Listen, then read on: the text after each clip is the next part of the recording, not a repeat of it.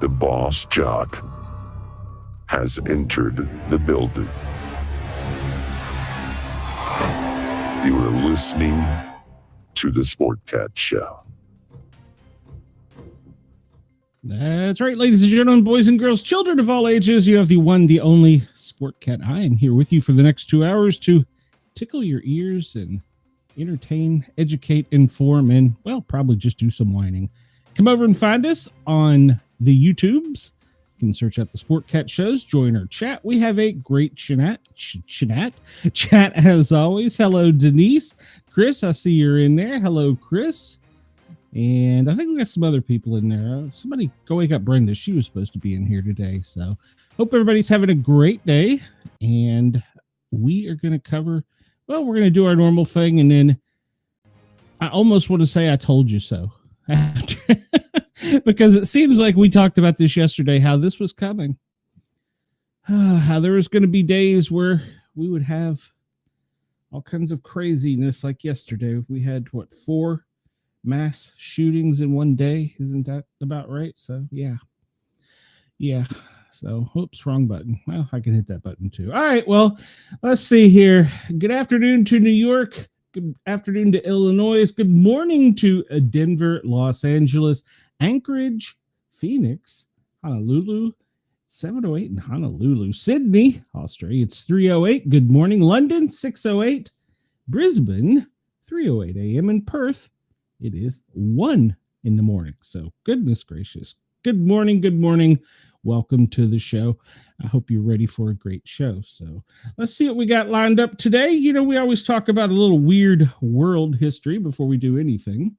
Well, hopefully it didn't just close on my tabs. That would kind of suck. But yeah, we'd make it up as we go. So we talk about July 29th, historical events in the world. 1588, the Invincible Spanish Armada is sighted approaching England, and several skirmishes follow, forcing the invading fleet to make a long and costly retreat around Scotland and Ireland. 1609, Samuel de Champlain shoots and kills 2 Iroquois chiefs at Ticonderoga, New York, setting the stage for the French-Iroquois conflict for the next 150 years. 1848, the potato famine. Well, there was a revolt. Unsuccessful national revolt against British rule is put down by police. 1905, U.S. Secretary of War well, he was later, William Howard Taft makes a secret agreement with Japanese Prime Minister Katsura, agreeing to give Japan free rein in Korea in return for non-interference in the U.S. Philippines. How'd that work out? 1921, Adolf Hitler becomes leader of the National Socialist German Work Party. Yes, Denise, thank you. Chris has fallen asleep on the job. Yes, please hit that like button, share, and subscribe. And yeah, if you're in here, just say hello in the chat. They won't bite. Well, they may, but 1928, test footage is created for Walt Disney's Steamboat Willie. Wasn't that later banned? Today in music, 1973, Led Zeppelin has over $200,000 in cash stolen from a safe deposit box at a New York Hilton hotel. It's a lot of money back then. And in sports, in 1751, the first international prize fight, Jack Stack of England defeats challenger M. Petit of France in 29 minutes in England. Didn't last too long for a fight. Of course, I've seen them last even less time, so especially the UFC. And let's see. We'll look over here real quick. So Chris says that law-abiding gentleman should have done his due diligence and read up on the facts. Not only was he shooting indiscriminately at innocent people, but New York City has gun laws. Oh, yeah, we're going to talk about that in a minute, Chris. 1900, King Umberto of Italy is assassinated. He was assassinated by anarchist Gaetano Bresci. He was in power since 1878. His rule was marked by imperialistic and national policies. He was deeply hated by anarchists who first attempted to assassinate him during his first year in power. 1900. Times don't change. 1905, Clara Bow, the original flapper, is born. The it girl or IT girl of the 1920s is born in Brooklyn. Okay.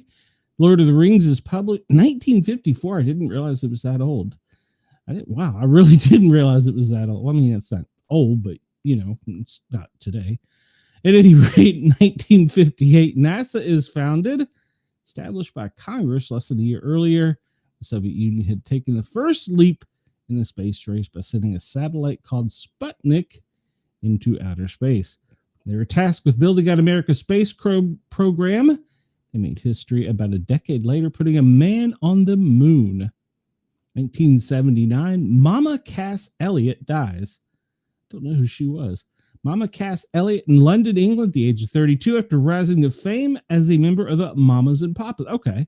In the late 60s, she recently branched out into solo career, but she struggled with her weight and died in London of heart failure. 1976, Mickey Cohen dies. The mob boss who controlled LA in the 50s died of stomach cancer.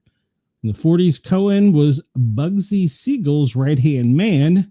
In the 50s, he would lead the LA-based Cohen crime family. Well, that's not good. Chris says, thanks for covering for me, Denise. He was asleep behind the wheel. Huh? I gotta hit.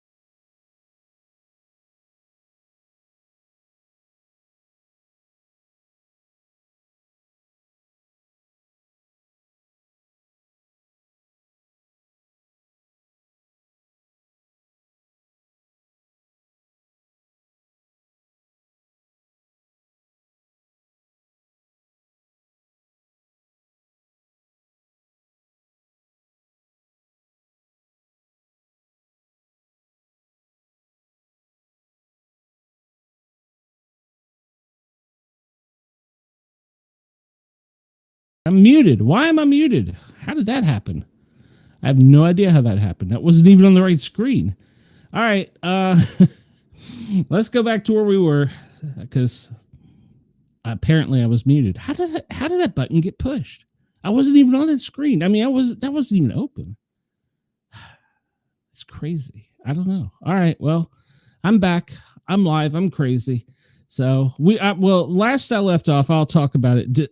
Cheese and lasagna day. Why do you have those two on the same day? that makes no sense.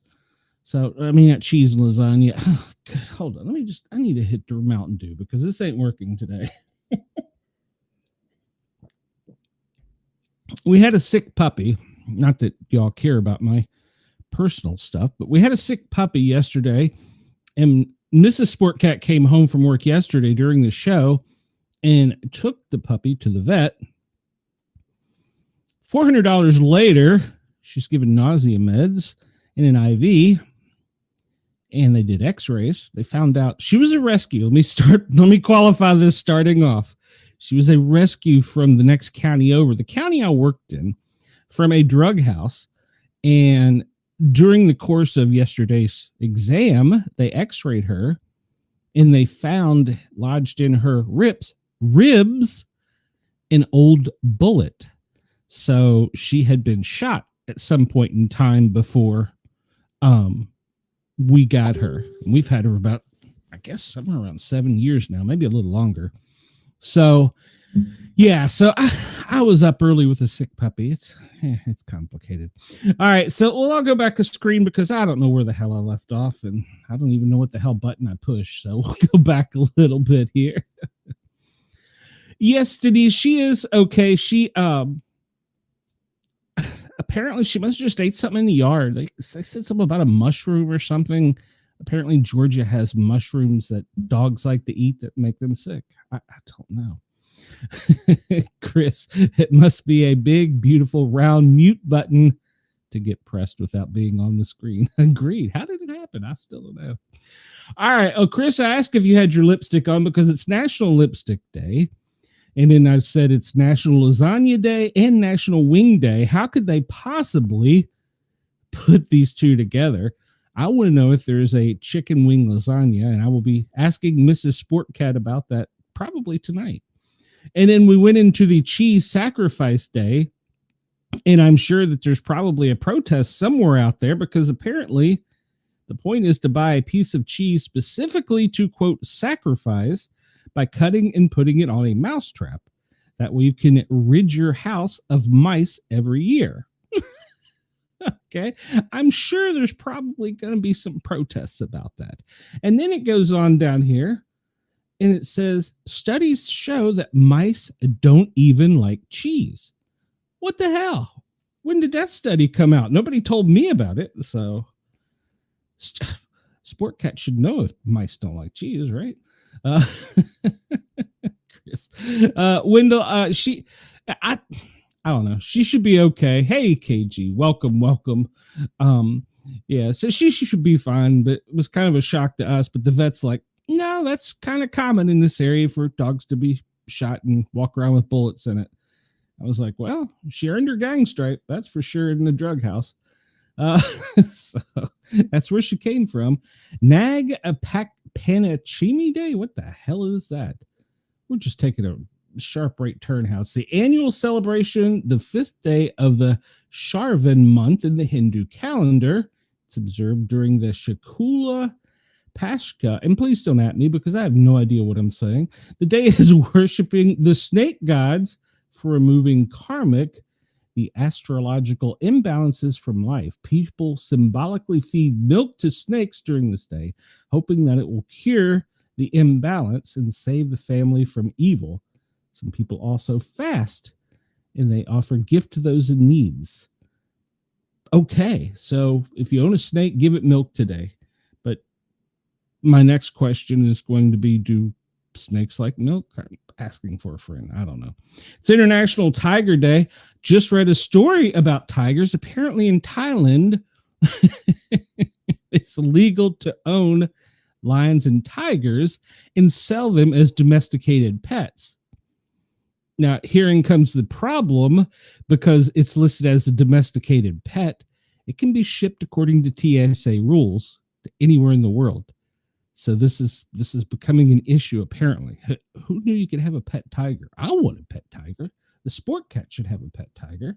It's National Wing Day. I would have thought that would have been in football season, but hey, what am I? It's National Rain Day. Wallace and Fatuna Territory Day. Congratulations on getting your territory. Please don't at me. I'm just having a day. All right, let's jump into something else that maybe I'll know what the hell I'm talking about. There's very, very little possibility of that happening, but Chris asks, do they leave the milk out with cookies like for Santa? You know, that's a good question. Wendell. It's not even National Hot Dog Day. Wendell, come on. You don't decorate your wiener if it ain't National Hot Dog Day. Unfortunately, ladies and gentlemen, yesterday we did have some sad news. MLB lost a great giant, Ryan Sandberg. He was 65. Little known fact, he was the coach of the Knoxville baseball team. At one point in time, it is an actual Cubs minor league team, Chris. Or they were. I don't know if they still are. But he died July 28th. He was 65. Following news of his death, baseball fans wanted to know his cause of death and the details surrounding what happened to him. He had a long career as a second baseman for the Cubs, and he was a legendary player. He was a great player, yes. So his cause of death, according to the family in the Chicago Cubs, that they shared, let's see, keeping Sanders' family, it doesn't really say what his cause of death was. So, yeah, nobody knew that he had been sick. So apparently he died from complications from a battle with the C word. Ryan announced his metastatic prostate cancer diagnosis in January of 2024. He underwent treatment, including chemotherapy and radiation. And last December, he shared on his Instagram account that the cancer had returned and he had relapsed and it has spread to other organs. And he said, that means I'm back in intensive treatment. Will continue to be positive. He was married with 2 kids, wife Margaret Koneman in 1995. It was the same year he split from his first wife, Cindy White, according to they had 2 kids, Cindy and Lindsay. Okay, they had 2 kids with Cindy. Okay, Lindsay and Justin. He didn't have any children with Margaret, but she had kids from a previous marriage. And although they did not go on to play baseball or professional sports, his nephew, Jared Sandberg, followed in his footsteps. Okay, I don't know anything about Jared, so hopefully he's a good player. All right, let's see. He was pretty young. I mean, all things considered. So, yeah. Sad news to hear that. All right, let's see here. We're just going to kind of through the debrief because there's a lot of stuff in here. Wendell, you can stay. Brenda, why are you leaving me? Okay, Brenda, here's how this works. Since you can't watch me, you can go to Yerg's Radio or Radio X in Australia, 2 of our great affiliates, and listen to our show. Allow us to tickle your ears if you can't watch. So if you can't watch and get in the chat, you can still listen and probably still message me and tell me I'm doing something wrong. All right, so yesterday we talked about gun violence. We talked about the threat is real. Apparently a gentleman walked into a Manhattan skyscraper unchallenged with an M4 rifle. Unchallenged. There are gun laws there. He should have known better.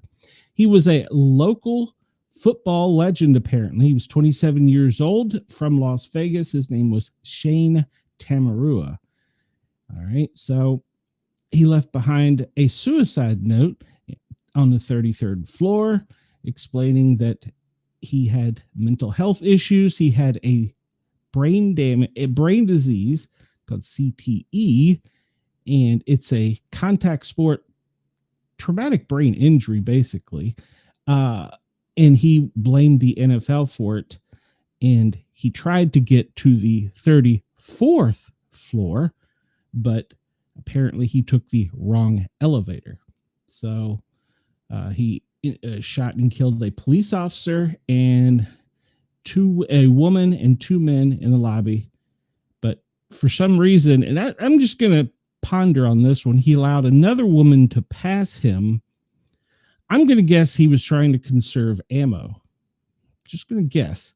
because it didn't appear that he had multiple clips on him. He only had one 30-round clip. So another gunman killed 3 people and wounded 2 others before he was shot by police. This occurred while we were on the air in Reno. Apparently that was at random too. They don't have any reason to believe there's connection to the victims and the suspect still being investigated. And of course, they don't think that there's any connection between the one in New York and in Reno or the previous stabbing incident from the day before. Trump administration cut federal funding for gun violence prevention by more than half. Of course, this story would come out. It's got to be Trump's fault, right? So, yeah. I don't know. I'm sure there's probably plenty of people listening that have bang sticks, boomsticks sitting in a corner somewhere that haven't done any damage for multiple years. So it's got to be Trump's fault, obviously. Let's see. Yes, gun violence has grown more than 50%. So has mental health. All right. So we appear to have sent nuclear weapons to the UK, a first since 2008. This is caught by military aircraft buffs using some of the apps and things we show, flying from Albuquerque to an airbase in a UK city of Lakenheath. Okay. And apparently this was on July 17th. It was a C-17 Globemaster. And then you can apparently go see the flight track. It's interesting because most of the flights like that are scrubbed or they don't squawk. So, I don't know. We're going to talk about this in a minute. A secret space plane is heading back to orbit to test new technology. And Fort Bragg has lots of secrets.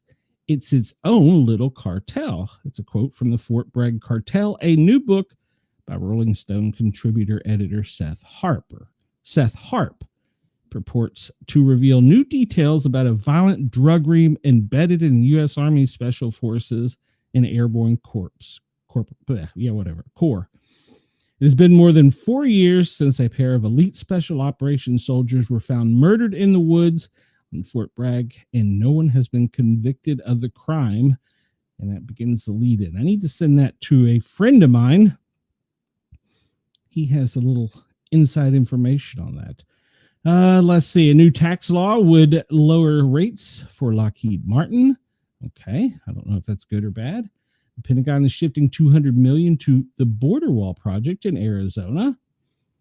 ROTC cadet dies during training at Fort Knox. An airman was killed by an M18 pistol.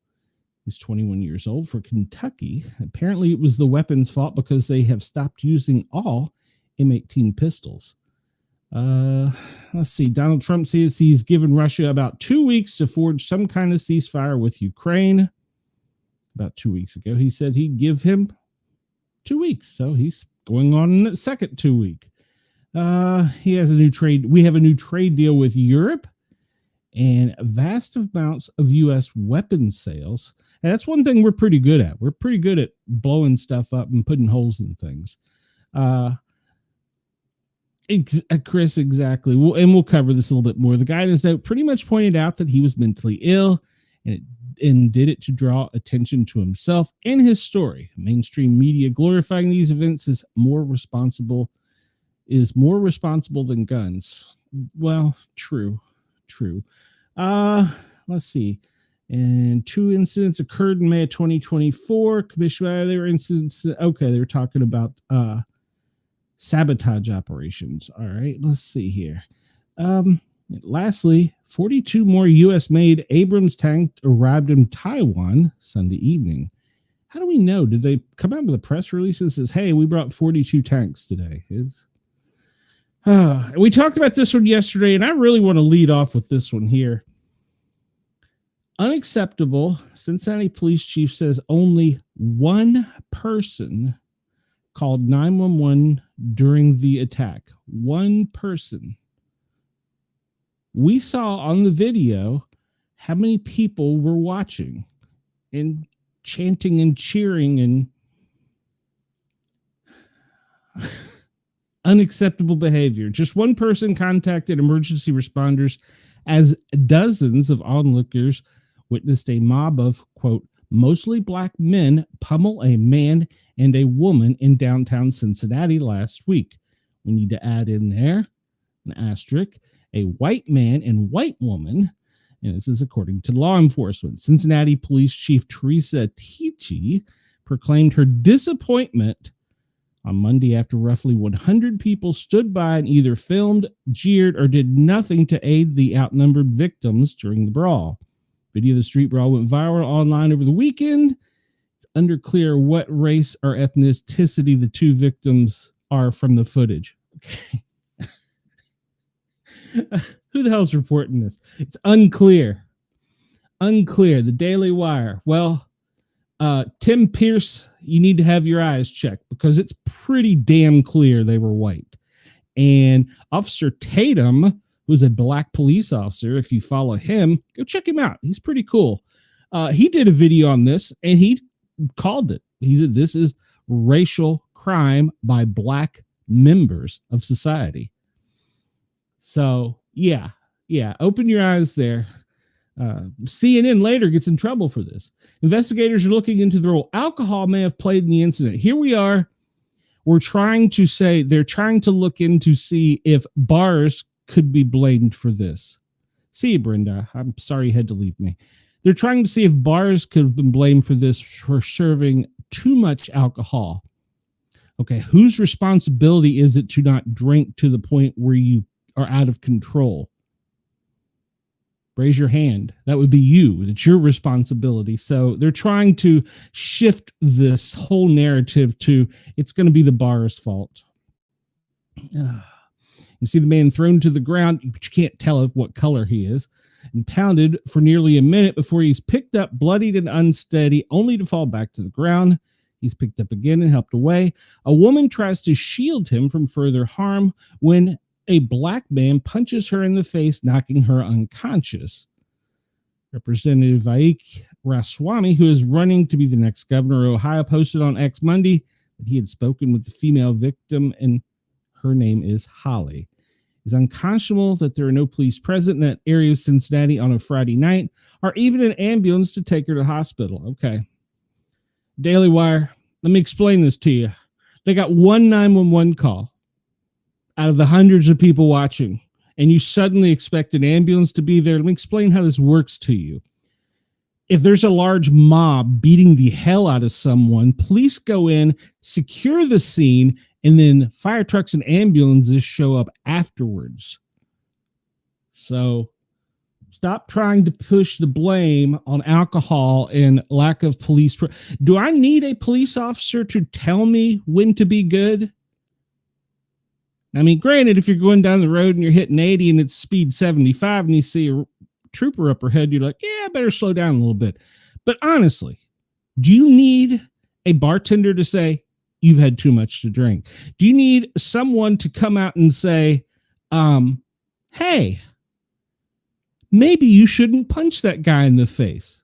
No, it's called responsibility. Something that this gang of thugs doesn't have, and society is trying to push it so that it doesn't show the blame on a certain community because, well, we have no outrage there. There should be outrage. In fact, there's a community in Arkansas that is trying to make itself an all-white community, and it is getting all kinds of hate, but yet there is a community of another culture that is exclusive to that culture, and the media is a darling to it. Please tell me there's not a narrative going on here. Please. I'm waiting. And I'm sure somebody will stitch me, or that's all right. I could use another hater. So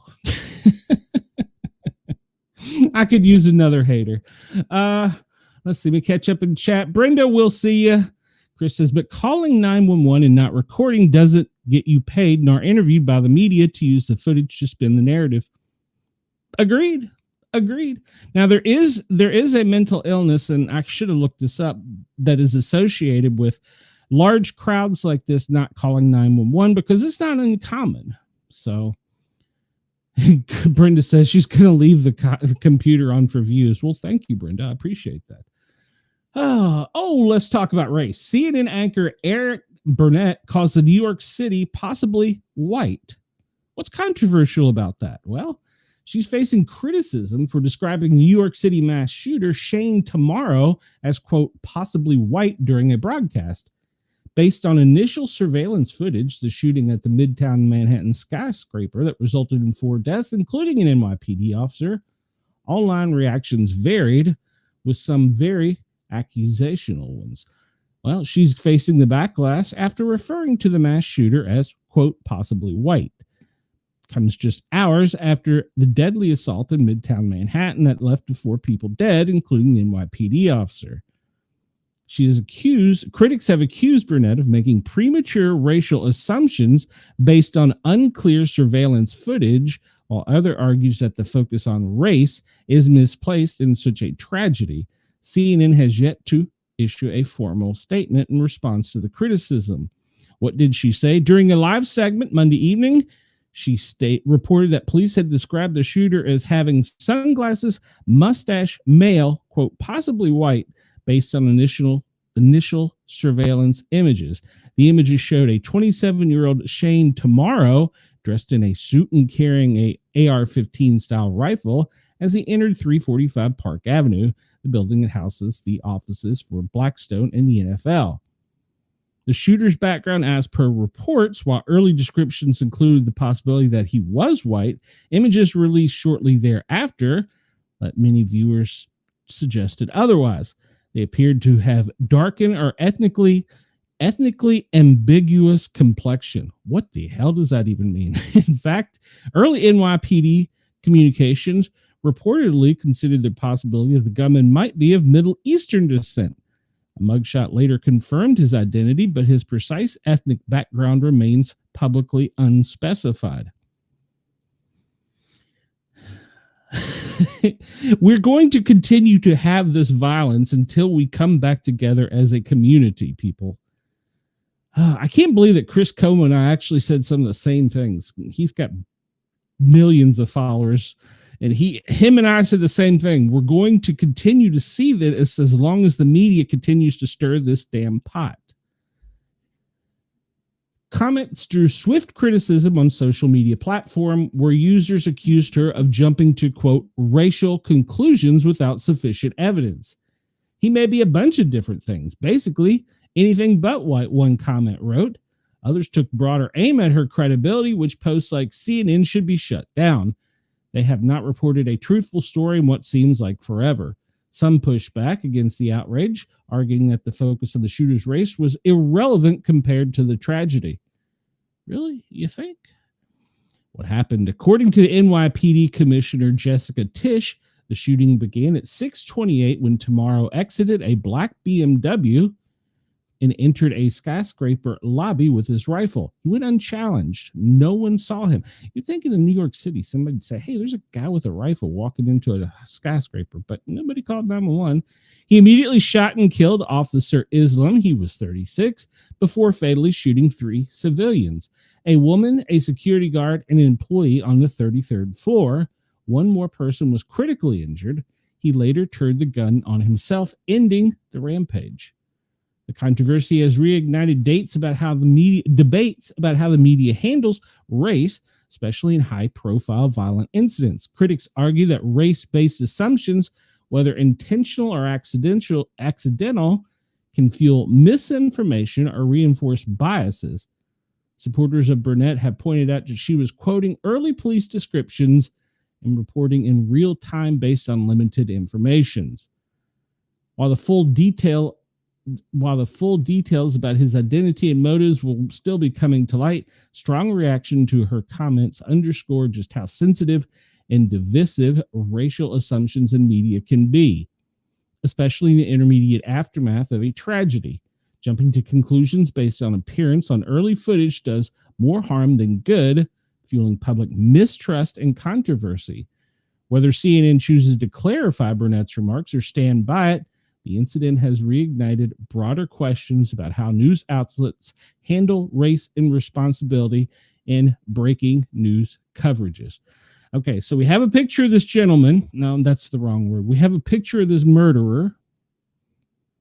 And We can't make any assumptions on his ethnicity, but we have another video in Cincinnati of two people getting stomped. It's plain as day, and you can't make an assumption on their ethnicity either. The media is failing us. The media is leading us to divisiveness. We need to get past this as a country, or this country is going to fail. Chris wrote, the bystander effect. If you're alone, you will help 80% of the time. But if you're in a group, you will only help 20% of the time because of the diffusion of responsibility. Yes, Chris, you're 100% correct. It is unspecified at this point. I know exactly what it is not. Agreed.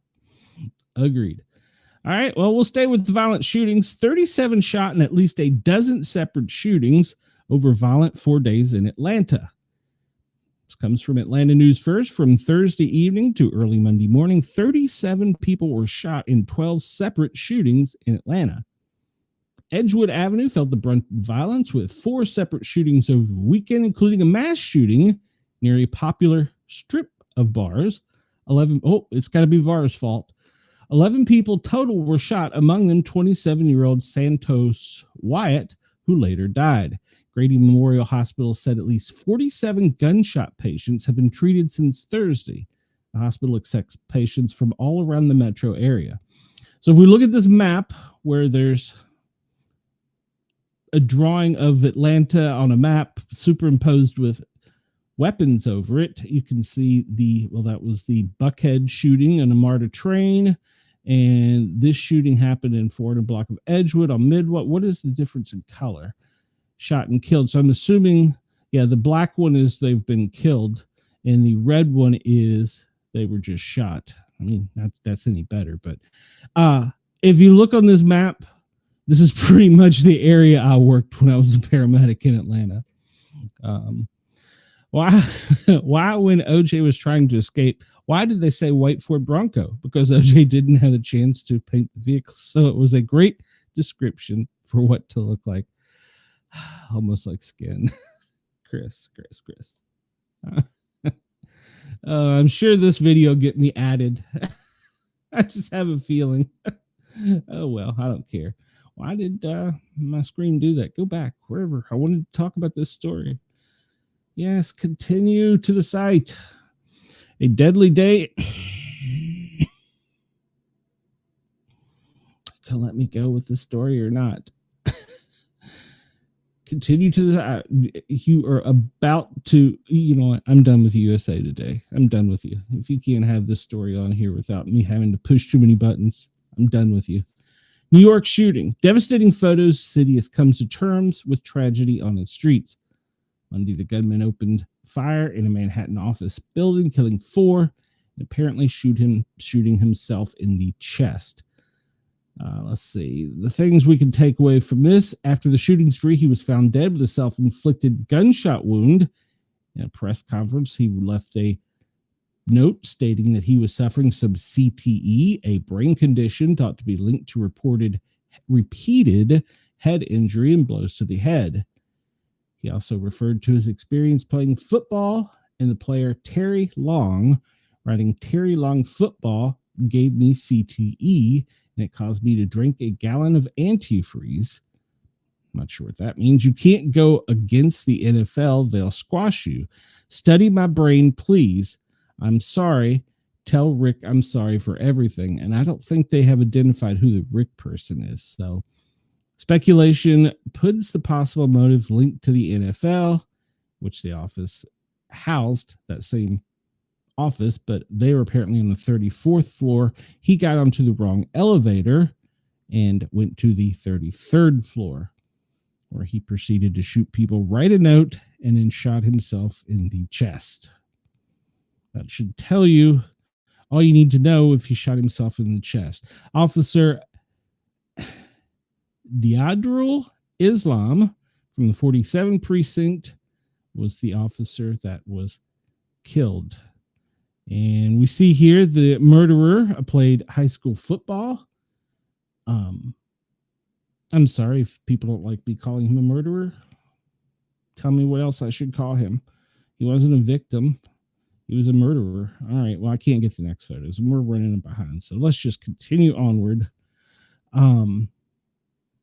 Because this comes from 9 News Australia, and they talk about he was trying to. This is pretty much going to give us the same information. He pretty much had mental health illnesses, and he had battled these problems. He had had encounters with Las Vegas police, and he drove across country yesterday, entering a building unchallenged, and shot several people, including himself, shot himself in the chest.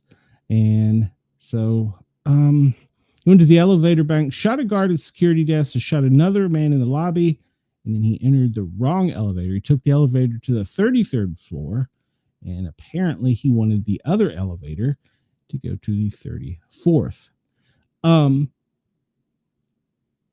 A lot of people may not know, but when you go into certain buildings over a certain number of stories, they have even elevators on one side, odd elevators on the other, meaning even number of floors and odd number of floors. Some people may not know that.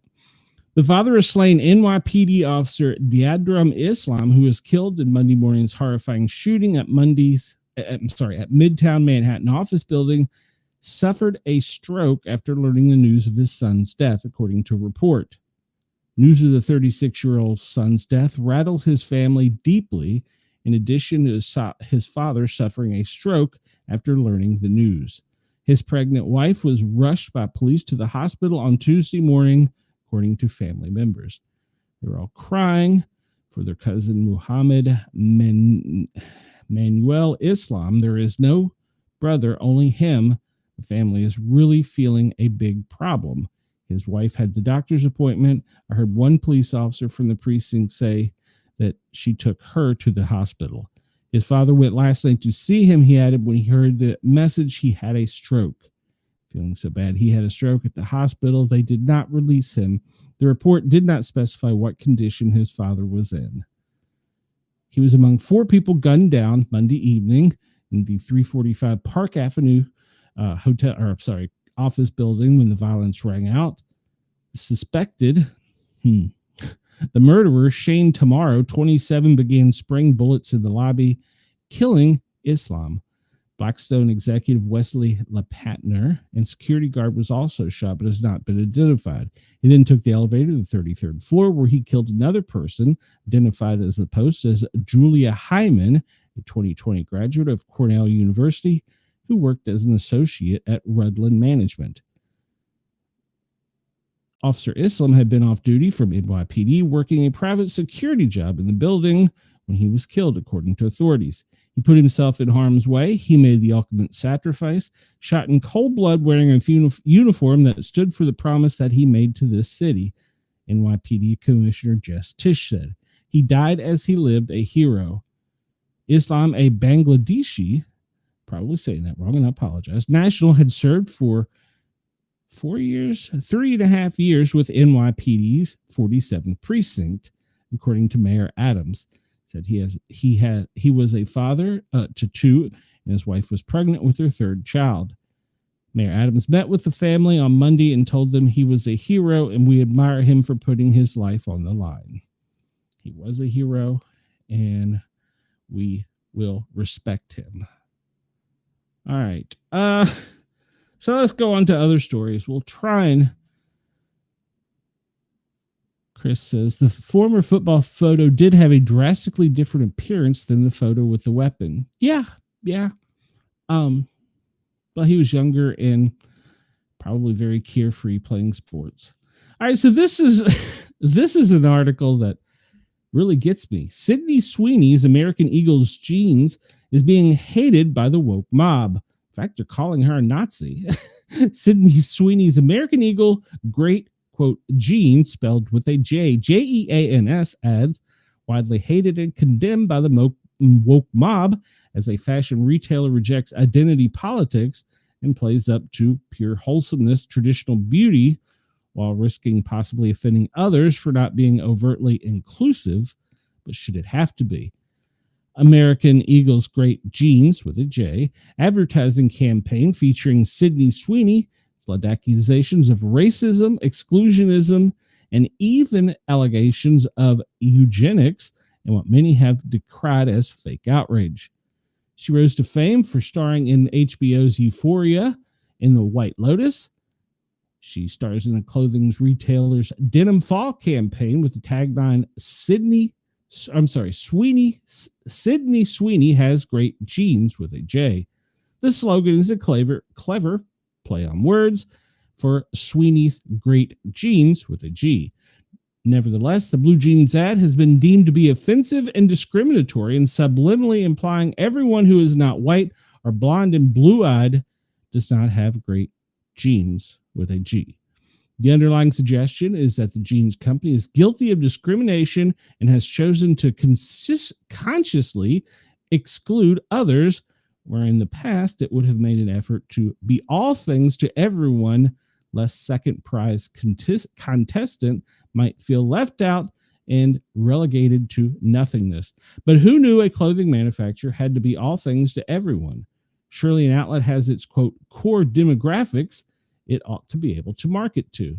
In one clip shared on American Eagle's Instagram page, which acquired more than 1.1 million views, Sweeney stands before a poster of herself titled Sydney Sweeney has great jeans with a G before the word jeans is crossed out and replaced with jeans with a J. The nod towards jeans is also made in another video shared on Facebook, which further incited backlash from some users on platforms like TikTok, X, and Threads who accused American Eagle of promoting eugenics, white supremacy, and Nazi propaganda. Genes are passed down from parents to offspring, often determining traits like hair color, personality, and even eye color, Sweeney says, before the camera pans up to her blue eyes. She says, "My genes," with a J, "are blue." Perhaps the fashion outlet, sensing the U.S. consumer had enough of this woke and identity politics and catering to a special minority of groups, has simply chosen to configure its marketing campaign to mirror that of the everyday girl next door. Sweeney's girl next door charm and main character energy, paired with her ability to not take herself too seriously, is the hallmark of this bold, playful campaign, American Eagle wrote on its website. The changing representation could be inferred to an implicit rejection of previous campaigns where marketers sought to rearrange traditional roles and symbols of past times when transgender heroines were used to pitch beer to great disaster, plus-size Barbie dolls, lest a great portion of the American population feels sidelined and offended. Try the campaign in Europe and see how it goes. Along with Hollywood production studio turning to females in superhero capes to market action thrillers, only to flop. Because at the end of the day, primordially, women look up to men and have since the Stone Age, and not the other way around. Even as much as we would like to imagine that all things can be fair and inclusive and equal. Presumably aware of the Great Fisher, its great genes with a G campaign has caused this to come this weekend to American Eagle. And there are many more comments, and you can find this. More woke stuff. Yes, traits are passed along between generations via genes. It seems that the woke, who question the knowledge of conservatives, selectivity. Boy, if they at me, they'll get some good outtakes. Scientific facts to push their agenda on a great number of issues. Do you think they would have complained if they used a woman in a 400-pound range? She makes me want to buy a pair of American Eagle jeans. I wonder how many of these complainers have, quote, blue hair. How dare she be a beautiful white woman? Chris says, those companies who shift from drastic positions to opposite side, depending on what political party is in power, are pathetic. Have the balls to have a moral stance and stick to it. I think it's a funny play on words, personally. I mean, if somebody had just showed me this and said, "What do you think?" I'd be like, "She's kind of hot," and makes me want to buy jeans. But then I would be misgynecalistic or whatever the hell it is, and a sexist racist something. I don't know. Just add some words that I would probably be. I don't know. So this one I've been following because I follow a lot of stories out of Pensacola. If you know me, you'll know why. It's going to be my beach retirement town. And this comes to us from Zero Hedge. And the headline is, of course, a Seattle cat lady wants to ban the Blue Angels. This is serious. The Blue Angels, America's elite military aviation stunt team, in its 79th year, may have met its match. A Seattle cat lady who says in a new lawsuit, the military jets traumatized her ailing cat to death. I'm going to read that again for you in case you're listening and you just drove into a telephone pole. A Seattle cat lady who says in a new lawsuit, the military jets traumatized her ailing cat to death. It's not just the cat lady either. Seattle climate activists took out a billboard in Seattle this weekend declaring, "Say no to the Blue Angels." The billboard depicts, this is a direct quote from Zero Hedge, so don't at me on this one. The billboard depicts two black people covering their ear, a Muslim granny shaking her fist, and a white guy with a bullhorn, a dog, and who can't even... Oh, God.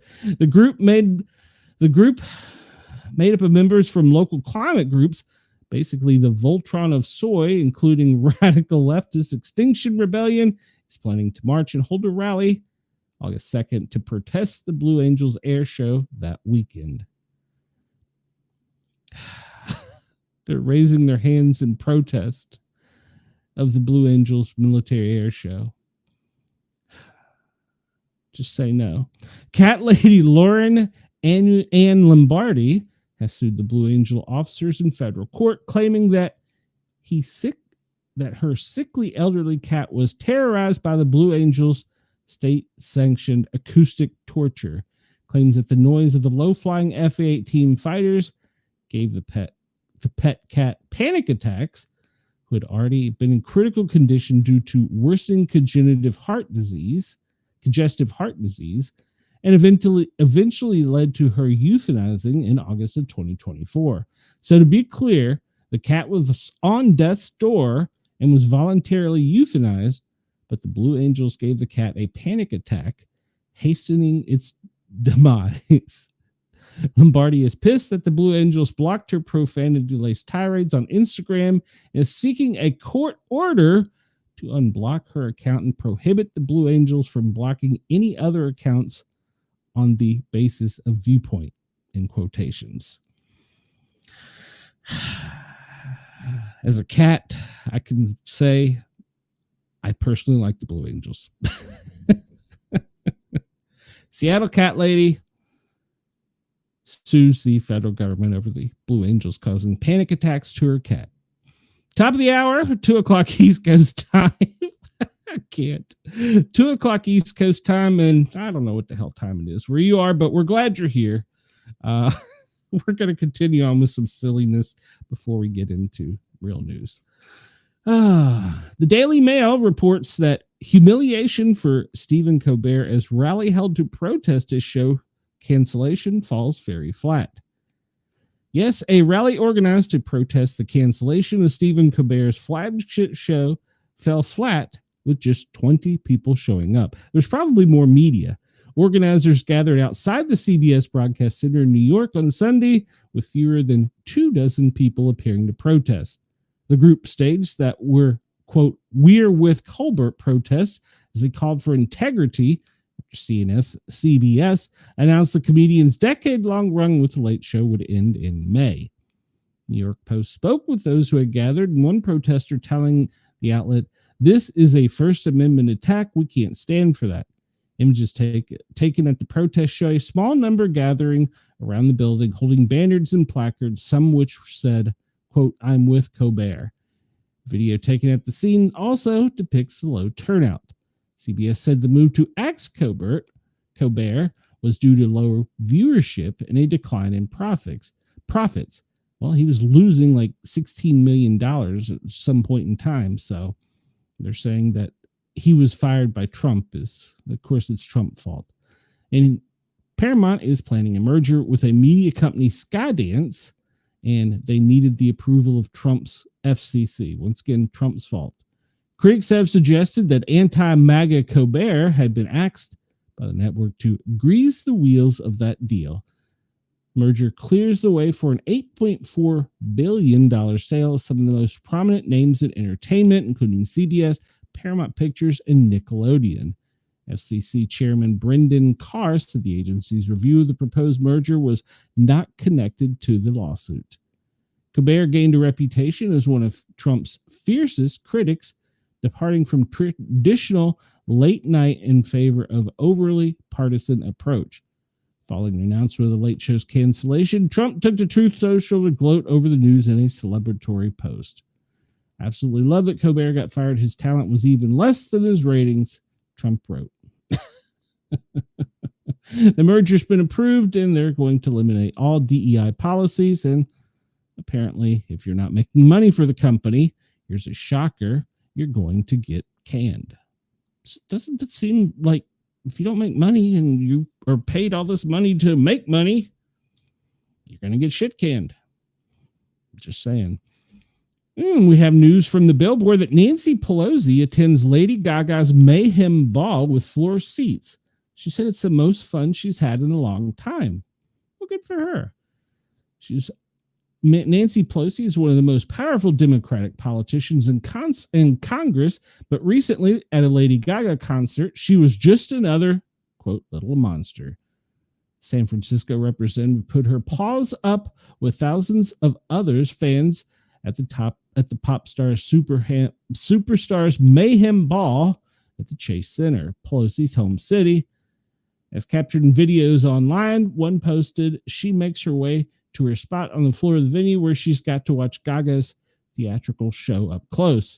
It was a fabulous show in San Francisco, Pelosi wrote, resharing a clip on X, the most fun I've had in a long time. Gaga spent 3 nights at the Chase Center before taking her tour to LA, where she's slated to play for 4 nights. Well, good for Nancy. Good for Nancy. I'm glad she had a good night out. I would think that she felt a little bit out of place, but music has a way of connecting everyone. And I can't say I dislike Gaga's policies, but I don't dislike her music. Chris says, FYI Colbert fans, if the show is that popular and you all watch, another network would be stupid to not pick it up.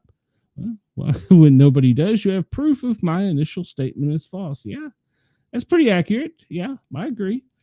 This was trending on social media, and I didn't know the answer to this, but we're going to dig in deep. Who is Karrueche Tran? It's Deion Sanders' alleged girlfriend, an Emmy winner. She's also dated another former NFL star and a music celebrity. When Deion Sanders shared his 18-minute video on YouTube titled For Glory, produced by his son Deion Sanders Jr., footage highlighted Sanders' faith and resilience. They picked up on someone else in the room, actress and model Karrueche Tran. Throughout the video, Tran was seen offering comfort before and after the operation, even tearing up during emotional moments. Though neither Sanders nor Tran has confirmed the nature of the relationship, the footage fueled speculation among fans who noted their visible closeness. Sanders had previously delivered a rare bit of uplifting news at his Monday's press conference, announcing that he is now cancer-free, great for him, and he has had major surgery to remove his bladder. The Colorado Buffaloes head coach, who had been quietly battling bladder cancer, Mountain Dew time, bladder cancer, credited both faith and medicine for the outcome. I am pleased to report that the results from the surgeries are that he is cured from cancer, according to Dr. Janet Corregia, director of the Urological Oncology at the University of Colorado Cancer Centers, told reporter Sanders echoed her optimism. When we hear that word, it's usually a life sentence attached to it. He said, but not this time because God is with me. Well, who is she? Well, her appearance alongside Sanders sparked interest in her background. She identifies as a biracial with Vietnamese and African American roots. Does that even matter? She grew up in LA surrounded by a mix of cultures. Her career has been defined by versatility ranging from acting, producing to hosting and reality TV. 2021, she made history as the first Asian Pacific American actress to win a Daytime Emmy Award for the leading role in a daytime fiction for she played Vivian Johnson on The Bay. She earned Daytime Emmys in 16 and 17 as producers on the series. Outside of acting, she has hosted the BET's Legendary 106 and Park Fuse's Sustainable Fashion Competition Upcycle Nation and MTV's Ridiculousness. That's cool. Her charm and quick wit have also landed her on appearances with Lip Sync Battle and Drop the Mic. All right. So he says he's going to remain focused on recovery, but I'm sure that she is being helpful to him. Chris in the comments section, I wish I could give a thumbs up to this comment. Pelosi was in Congress before music was even invented. I wish I could thumbs up your comment, Chris. Great comment. This comes to us from 7 News. An Australian teen. Hold on, let me make sure what button I hit here because I hit the wrong button. Make sure I'm not muted. Okay, not muted. I've got a problem with buttons today. Australian teen pastry chef behind booming cannoli business is in a fight with Meta to get his Instagram account back. Said, I didn't do anything wrong. The young pastry chef with dreams of turning his fledgling dessert business into a full-time career says he feels helpless after a social media giant suddenly closed his account. Zufri Abdul, he's 18, has no access to his cannoli boss page on Instagram since July 11th, when he was told a video he had posted breached community guidelines relating to child abuse and nudity. The 16-second video in question included a compilation of clips of Zufi in his kitchen showing off a batch of his finished cannoli, buying ingredients, standing with other cooks, and running a stall. His post included the caption, "Cannoli hustling, not schoolwork." There was no warning. I was straight up banned. The distraught Sydney teen told 7 News, I appealed, but then was told to seek legal counsel if I wasn't happy with their decision and I wanted to take it further. Zufi disputes the video contained any abusive material or nudity and was perplexed as to why any action had been taken against him. The video was cross-posted to TikTok, and apparently they had no issue with it. He's been working through Instagram's online channel and even visited parent company's Meta Australian headquarters in Sydney, hoping to have the situation rectified. I knew I definitely didn't do anything wrong. I feel like my reputation is absolutely shattered. I'm trying to track down customers to reimburse them for orders I cannot fulfill. Zufi, who is fighting to get his account back while studying for his HSC trials, said the ordeal left 18 months of hard work in the bin. He is desperate to secure access to his account once again, saying the page has 1,400 followers, is vital to his small operation, and he felt helpless. And I'm Gen Z, and I'm always on social media. I'm hoping they will reinstate my account and issue an apology as well.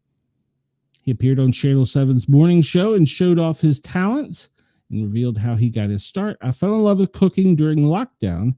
He joked that a cannoli is my energy source when asked how he managed his booming business along with the studies.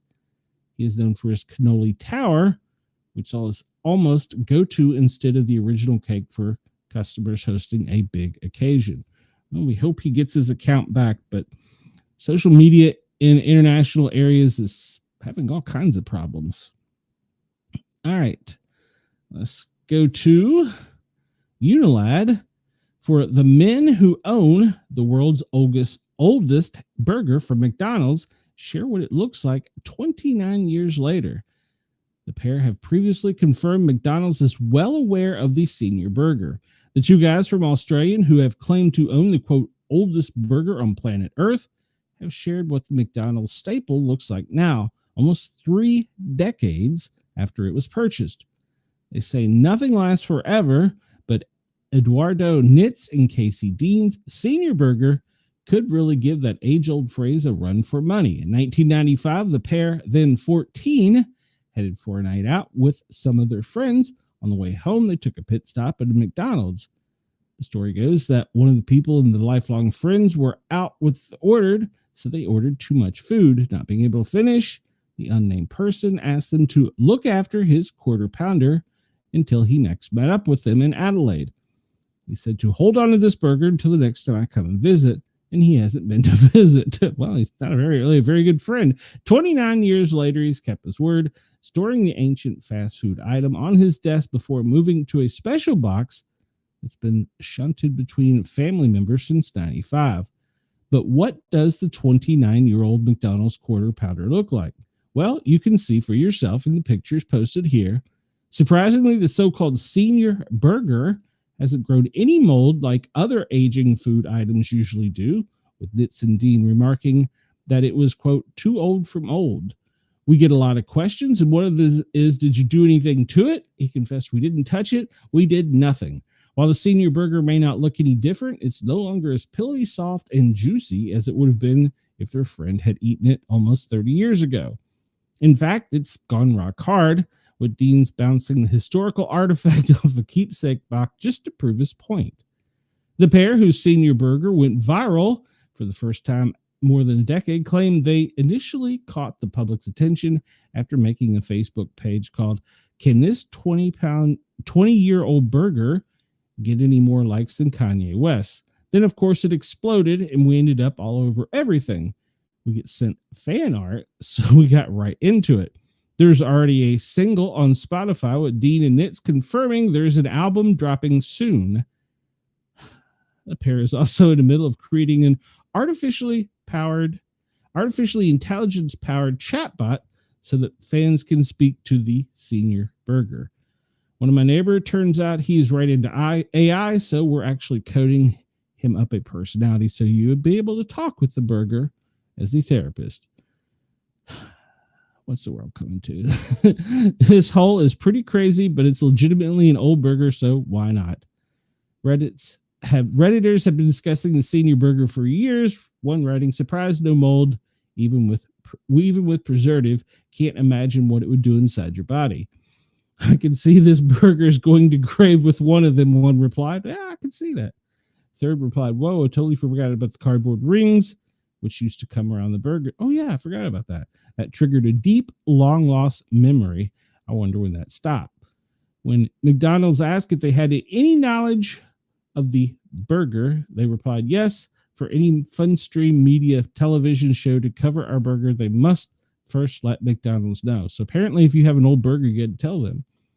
Tim Crow, an Australian nutrition scientist, and accredited practicing dietitian, had previously told ABC that the high salt content makes the burgers particularly resistant to decay. There are many better food choices for their nutrition than fast food burgers and fries, but there's nothing to be alarmed about such food standing the test of time and staying well preserved. When you're 14, Chris writes, when you are 14 in your life, buying a quarter pounder to hold on to for 29 years, you should explore a new group of friends or pick up a book. Good point. Good point. But hey, back then that was probably what, $1.29 at most. So that $1.29 is well spent and made him some money. So, all right. Delta pilot was arrested as sheriff's deputies and federal agents swarmed the cockpit of a Boeing 737 after it landed in San Francisco. Costa County Sheriff's Office named the suspect as Rastim Bagwar, 34, a resident of Florida. He was taken into custody after authorities received a report about sex crimes against a child. Passengers aboard the flight from Minneapolis to San Francisco posted videos online showing federal agents walking the aisles of the plane on their way to arrest him. They stormed the cockpit, cuffed the co-pilot, arrested him, walked him down the aisle, ushered him off the plane through the cabin doors located between first and coach, according to passengers. He was booked into the Martinez detention facility on charges of 5 counts oral copulation with a child under the age of 10. His bond is set at $5 million. The investigation has been described as beginning in April. Records show that he is licensed to fly a 737 to 500, and he previously lived in San Ramon, Texas. These seven people stormed the cockpit, cuffed the pilot, arrested him, walked him down the aisle, and ushered him off the plane through cabin doors between first and coach.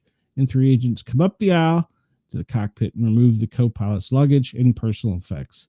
It was shocking and unnerving, claimed one passenger. According to the Department of DHS, the agency's officers were to aid the sheriff's office as part of an ongoing local investigation. DHS agents provided logistical support to gain access to the plane after it landed. Anyone who commits depraved crimes against a child, including U.S. citizens, will face consequences, according to DHS spokesperson Tricia McLaughlin. Delta has zero tolerance for unlawful conduct and will fully cooperate with law enforcement. We are appalled by reports of the charges for the arrest of the individual in question. He's been suspended pending an investigation, according to a statement released. Well, all right then. I'm surprised, being that they were in California, that they weren't posed as being bad guys for arresting them, because DHS was there. DHS was there because it was a plane. That's pretty much why. Had nothing to do with ethnicity. All right, so we're going to go back in time a little bit, because I've been studying this, and this is an American war that few people want to talk about. And I, in fact, didn't know about it, but the U.S. military is bombing the Horn of Africa, at least 32 strikes this year alone. That's more than double the previous years, according to Africa Command, and a sign of enduring extremism that is concerning Washington. Well, too few of us know about it and are discussing it. American forces, in cooperation with local government, has targeted ISIS Somalia 20 times and al-Shabaab 12 times between February and June. Strike cadence has surged in recent months, with roughly twice as many attacks in April and May as the previous 2 months, AFRICOM announced on posts on social media. The command reports 3 strikes this month on ISIS Somalia. So, did anybody know we were in a war in Somalia? I didn't. So, apparently we're in a war with ISIS in Somalia, and it's been called some of the largest bombing in years of another force. Interesting. Nope, didn't know that. And speaking of bombing, the U.S. Army conducts rapid missile tests in remote location amid World War III fears. This comes to us from Unilad. Let me catch some comments. Tim Crow should eat that burger if he's so confident in salt preservation theory. That's a good point. Yes, Denise, I did not know either. So I'm still doing some homework on it. The U.S. Army conducts a rapid missile test in a remote location amid World War III fears. Well, apparently we completed a high-speed test of fire and move tactics on a remote island in the Indian Ocean amid growing World War III fears. Kremlin spokesperson and military acts. Wow, let's try that again. Kremlin spokesperson and military expert Captain Vasily Dandikin accused European powers of mounting against Russia, sparking a debate that World War III could be on the horizon. Christmas Island is an Australian external territory situated in the Indian Ocean, and that's where they did the test. And that's where they're doing a lot of apparent secret tests. So we'll keep an eye on that. You can find that whole article, if you're interested, over on Unilad, talking about the missiles, capabilities, and tactics. I'm going to kind of skip ahead a bit because we're getting behind here. Space Force is going to launch its 8th X-37B next month. We'll cover this a little bit more later, but we talked about yesterday about secret squirrel things they're doing. Well, that's one of them. And if you're into trains, the Atlanta-based rail company Norfolk Southern is going to merge with Union Pacific. So that's big news, especially here in the South. That's going to be the largest railroad ever. So more details on that. It's the number 1 and number 5 North American railroads by revenue. And I don't have time for this one today, but we'll catch up to it later.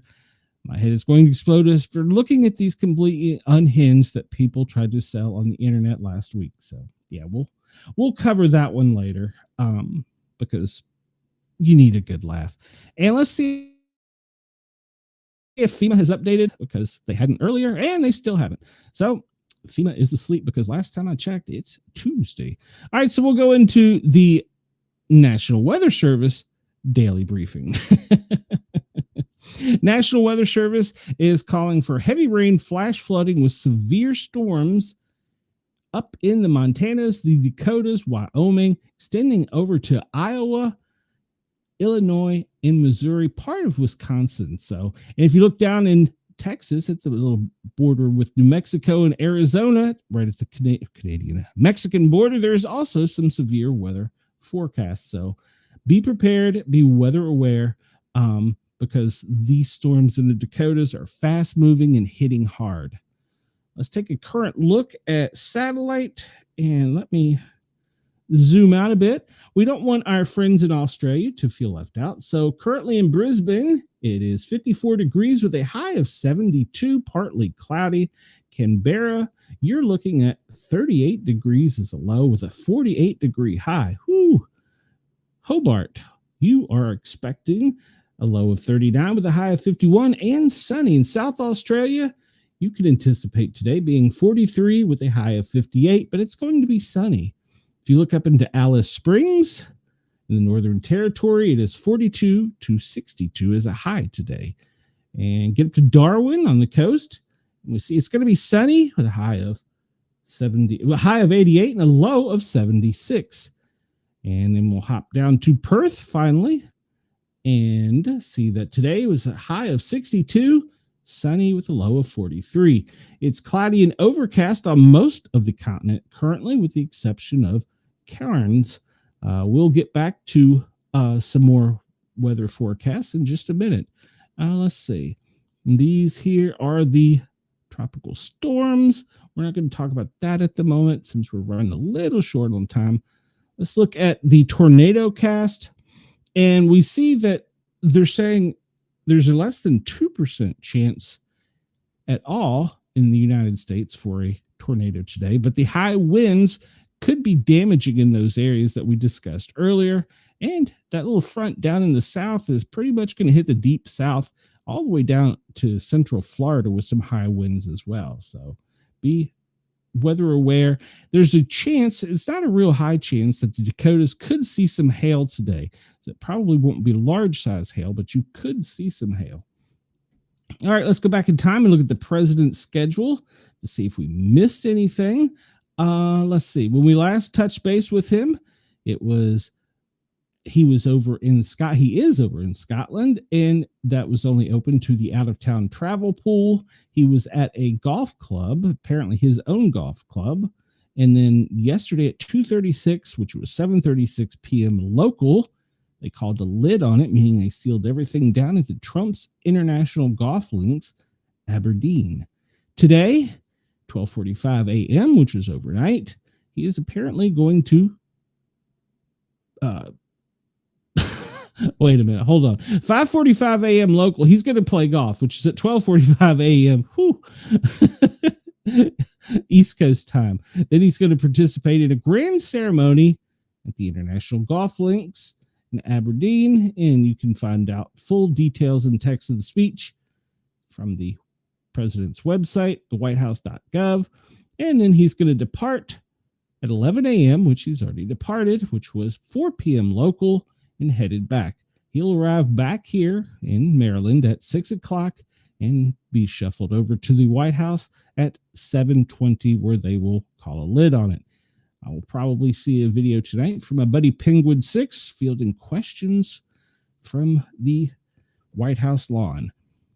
I encourage everybody to go over and find Penguin 6. You can get not only some good information, but it gives you an inside look of Washington, D.C., and sometimes see how the sausage is made. We go to NBC4 Washington, and we see what to know today. The Trump administration proposed revoking the scientific finding that greenhouse gases endanger public health. Okay. And U.S. and China discussed extending a tariff truce. Negotiators said both sides concluded talks in Sweden. Trump ended his trip to Scotland, where he met with British Prime Minister Keir Starmer, I'm probably pronouncing that one wrong, and reached a trade framework for tariffs between the U.S. and European countries, 27 member countries.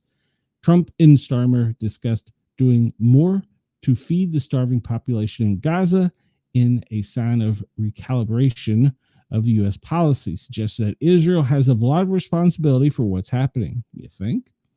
The House Oversight Committee rejects Janine Maxwell's request for immunity in exchange for her testimony. Good.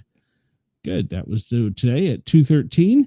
Renaming the Kennedy Center for Donald and Melania Trump would violate the law that created it. House Republicans proposed naming the Kennedy Center after President Trump and its opera house after First Lady Melania, but that would violate the law by which the Kennedy Center was created, according to sources familiar with the issue. Okay, well, why do we need to rename it? Just let it be. China believes tariff truce will be extended, according to the U.S. Democrats warn Epstein is a distraction from Trump's unpopular big bill. Well, we talked about this.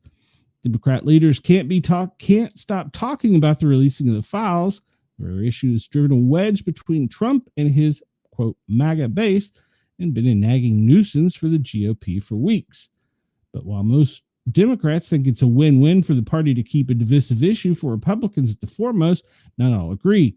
Some Democrats say that this is an unwelcome distraction, diverting attention away from his big, beautiful bill, which they warn will cause millions of Americans to lose health care and food assistance. And we discussed this. EPA moves to repeal findings that underpins current limits on greenhouse gas. House Republican campaign arm urges member to sell our wins during break. I guess they're talking. Oh, they're on break right now, so I guess they're back politicking. Okay, great. And Trump comes back 2 hours ago. He left Scotland, coming back home. And Republican bills. Now here, this was a conspiracy theory. Remember, this was a big conspiracy theory. They don't do weather modification. Well, now we're pushing a bill to stop the government from doing weather modification. I thought it didn't happen. Most Americans disapprove of Israel's military action in Gaza, according to new polls. And Trump has condemned the New York shooting as a senseless act of violence. Let's see. The Senate Armed Service Committee is to be briefed on the U.S. military strike. And Justice Department files misconduct complaint against a judge in key deportation cases. And let's see. Federal Reserve likely stand pat on rates this week, deepening the gulf between Powell and Trump. And then, of course, the headline of the morning was Trump opened a new golf course in Scotland. That's your daily dose of what's going on in Washington. Let's take a look at the radar and some of the warnings that are in effect. Currently looking at the radar in the lower 48. Don't really see anything significant. What is this little yellow blob right there? Severe thunderstorm warning. Okay, it's a little, oh, I see. We zoom in. It's this teeny tiny little cell. Where's that at? That's just Minnesota? Yeah. All right, there's a teeny tiny, is it? No, it's not Minnesota. It's Iowa. There's a teeny tiny little cell there in Iowa that's got some attention. And we see back over southern Dakota, southwest Dakota, extending into Cheyenne. There's a small storm, but they look for that to grow. Watch this front here. It's not getting enough traction off the Atlantic coast because of the dust flowing currently from the Sierra Desert. Hop down and look at radar in Australia and see, well, currently it's a little bit overcast on the New South Wales, down on the beaches, extending pretty much all New South Wales with spotty showers. Adelaide, you've got some spotty showers. Over the Gold Coast, Brisbane, that's what I was trying to say. Some spotty shores coming inland later today. There's a cell producing a little bit of precipitation over Catherine in the Northern Territory. And if we go over on the West Coast, we see there's kind of a small cell on Exmouth. It's an interesting shape to the radar because it shapes the exact tip of Exmouth. Okay, interesting. All right, let's move on to the next one because we are running short on time. Well, let's go make sure nothing too major is happening up in Alaska. We don't want to leave our friends out there. And it is raining pretty heavily in the northern part of Alaska, with some storms that'll be coming across the islands to the mainland later today. All right, zoom out, and I didn't really give the UK any weather today. Sorry, UK. Let's look at some weather. We just looked at radar. This is the same thing we were just talking about. So pretty much no difference. Running short on time, so I'm not going to click and point, but the radar is international radar. Looks good. It'll zoom into, we'll go to our weather warnings. I encourage everybody to have a weather radio, but you can also go to Weather Warn and see different types of notifications that are posted. Georgia has a flood advisory. That heat advisory. We haven't talked about that yet. Kansas and New England? No, it's not New England. New Mexico? Good Lord. Now I'm having a brain cramp. Phillips County, Osborne. Heat index may be up to 109 degrees. Nebraska and Missouri. Good Lord. Brain cramp. I haven't had all my Mountain Dew today. All right, let's see. Special weather statements down in the coastal section of Georgia. That's probably going to be for storms coming inshore. Heat advisories up in Pennsylvania. Florida. Well, Florida, you have had some extreme temperatures over the past few days, so you've got several weather statements issued about that, as well as heat advisories, and that is going to continue.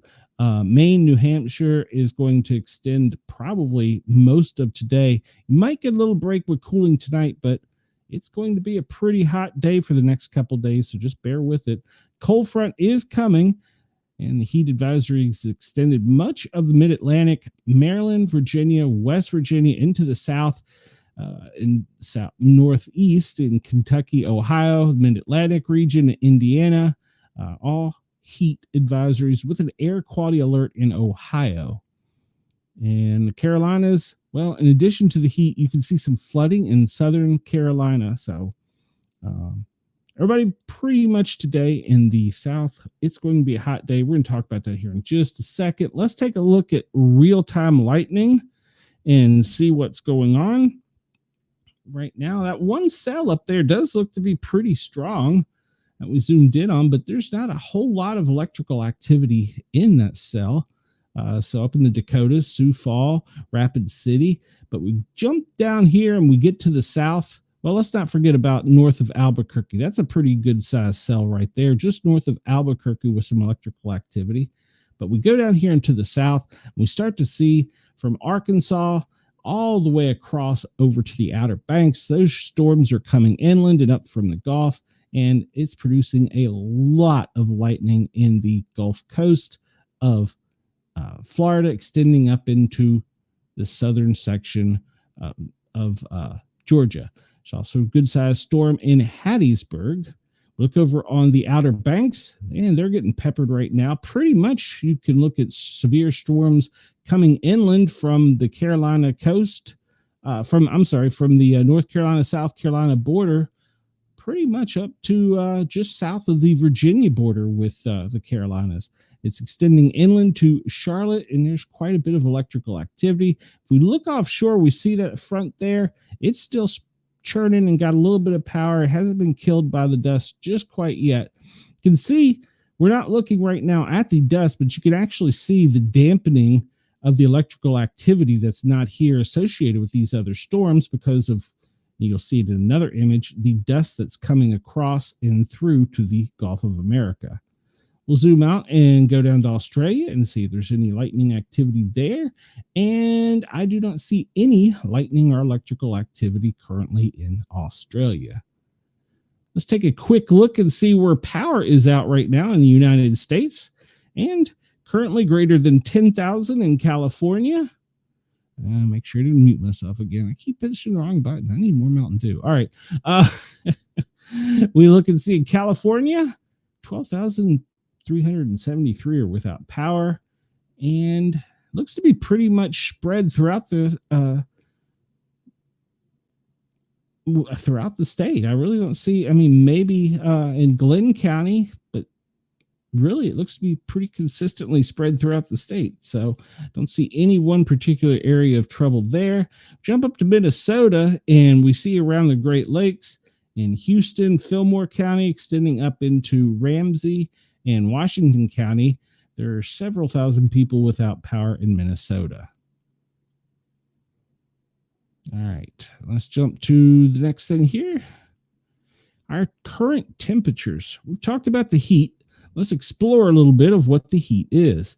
Well, currently Atlanta, it's 93. Tampa, you're 91. Down in Key West, on the beach, you're in the sunny 80s. New Orleans, 90. Houston, 95. 103 in Phoenix, 98 in Las Vegas. It's hot over there. 95 in Kansas. Omaha, you're 93. Bismarck, you're cool at 77. But Seattle is even cooler at 72.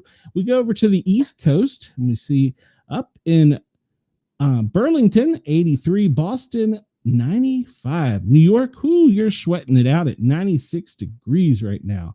That is definitely code orange. Washington, D.C., 94 degrees. 89 Virginia Beach, and it's pretty much in the 90s all along the Atlantic seaboard.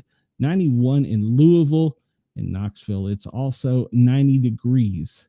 We'll go down to Australia. I understand that they're having some cold fronts down there, according to my newfound friends in Australia. And so let's see. Cairns is currently 69. Go down to Brisbane, 55 degrees. Sydney, 53. Melbourne, 45 currently. Perth, 46. And I can never pronounce it right. Canberra is 53. Port Hedland, 59, Broome 61, and Darwin 76, with Alex Springs being the chilliest spot right now at 46 degrees.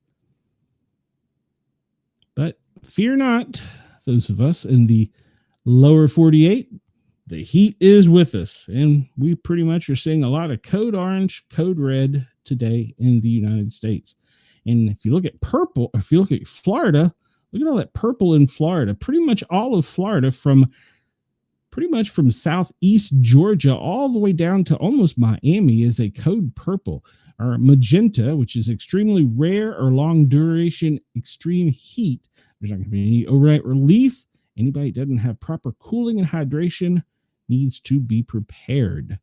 All right, so we look and see pretty much it's extending. The only area getting a break in the mid-Atlantic or the southeastern region is probably the Appalachian Mountains. There's still a code orange, but that code red pretty much takes up most of the East Coast from Boston, like we said, all the way down almost to Miami, inland past the Mississippi over into Missouri and even parts of Colorado, extending down to Arkansas, Texas, and of course, all of Louisiana, Alabama, in Georgia. So, with some parts of Georgia being a code magenta. I keep saying code purple. But at any rate, until that cold front finally gets to come down and through, we're going to see this heat, and it's going to extend all the way down to the deep south, even to the Keys over the next couple of days. So we'll just make sure you're hydrated, have your weather radio, be weather aware, and always be alert to your surroundings. We look at the current wind conditions with our AI-assisted big, beautiful, blue, round, perfect globe.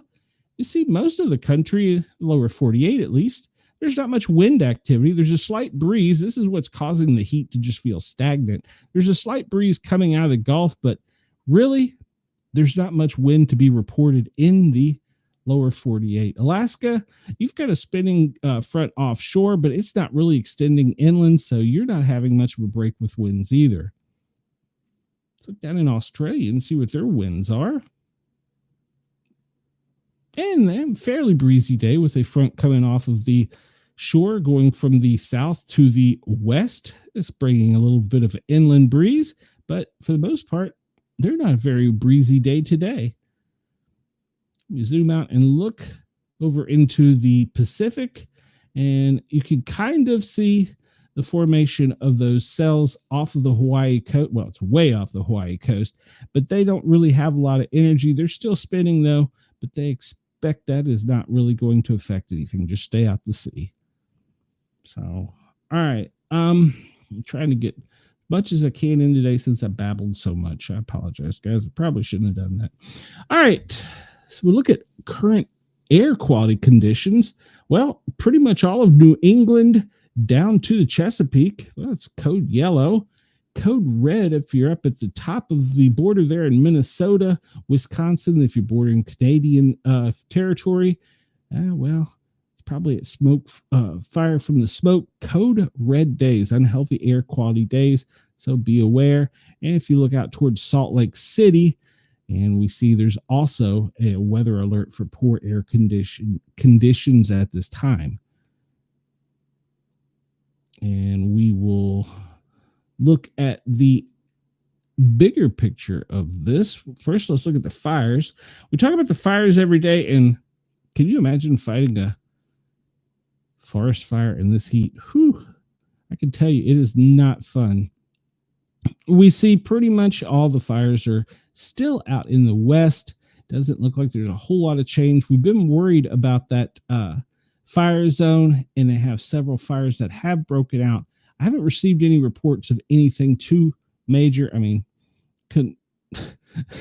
what do you call major? I mean, 21,146. That's kind of major, but according to the National Forestry Service, that's not. So all the little red dots, well, it's where the satellite has seen something, but it has not been confirmed.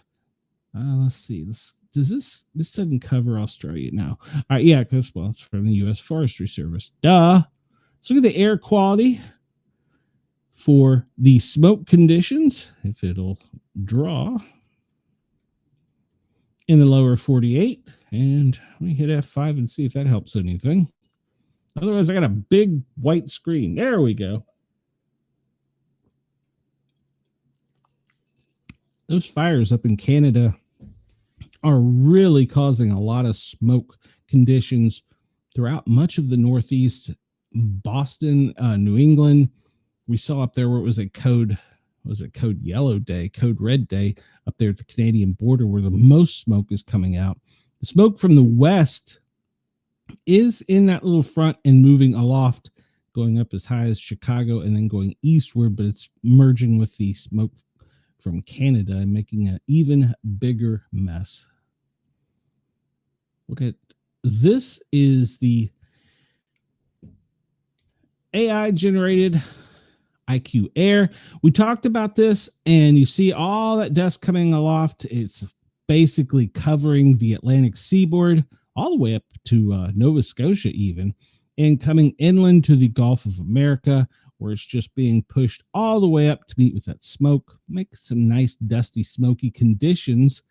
But if you'll notice, that is also dampening the tropical fronts that can cause hurricanes because they can't build the electricity and energy needed to turn into tropical storms. That's continuing for another couple days, and in the 10-day outlook, it could possibly change and we can see some activity. But currently, with that dust coming out of the Sahara over into the lower 48, it's killing the possibilities. There might be something further up in the mid-Atlantic pushing over towards Bermuda later today, but currently, or not today, this week, but currently nothing to be concerned of. We looked into Australia and see you have 3 reported fires that are burning pretty good to the east over towards Brisbane. Darwin, and